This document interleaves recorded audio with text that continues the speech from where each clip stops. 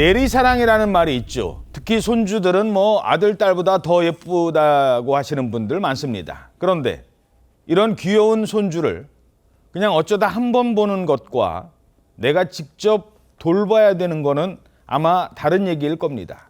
그렇지만 그렇다고 해서 이런 일이 있었습니다.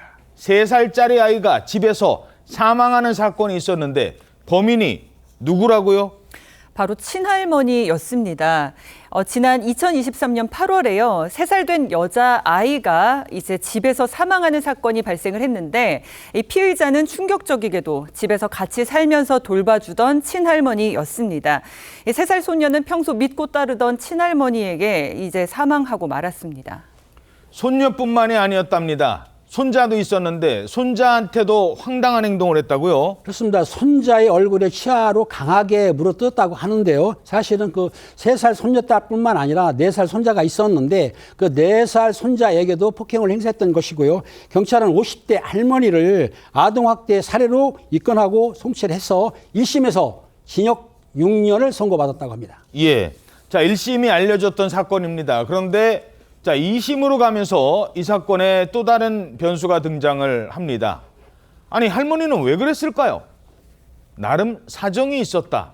이런 주장을 했다고요? 네, 할머니 측이 항소를 하면서 손주들을 돌보기 위해서 평소에 먹던 약을 끊었기 때문에 이런 일이 벌어졌다 주장했습니다. 먹던 약을 끊어요? 그렇죠. 그러니까 할머니 측의 주장인데요. 그러니까 2011년에 정신질환으로 진단을 받고 관련된 약을 먹고 있었다고 합니다. 그런데 이 약을 먹으면 너무 졸려서 아이들을 볼 수가 없을 정도였기 때문에 아이들을 돌보기 위해서 의사와 상의도 없이 약물의 복용을 중단했다는 거죠. 이렇게 임의로 약물 복용을 멈추고 나서 7개월 뒤에 소녀를 숨지게 하는 비극적인 일이 발생한 것입니다. 그러니까 약을 끊는 그 사이에 본인의 의지와는 상관없이 뭐 그랬다는 주장인데 글쎄요.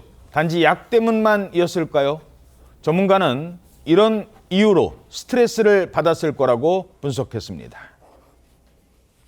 비록 손주지만 그 순간에 감정적 제어가 되지 않아서 극단적인 행동으로 이어졌다고 볼 수가 있습니다. 독박 육아는 사실은 누구나 다 힘듭니다. 할머니로서 손주 2명을 돌보는 게 굉장히 큰 스트레스로 다가왔을 가능성은 충분히 있지만 또 아마 기저에 어떤 그 원래 심신적인 스트레스가 컸다든지 아니면 양육 능력이 상당히 좀 부족하지 않았을까 이런 부분이 좀 의심이 되죠. 예.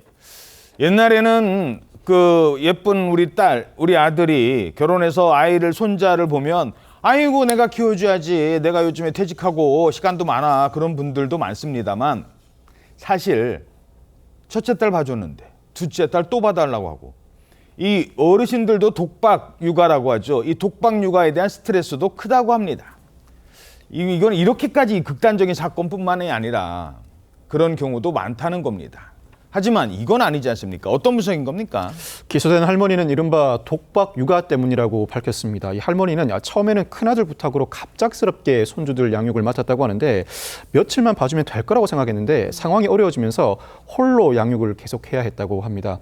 이에 따라 결국 범행날까지 홀로 양육을 전담해 왔다고 하는데 할머니는 제정신이 아니었고 죄송하다면서 선처를 호소했습니다.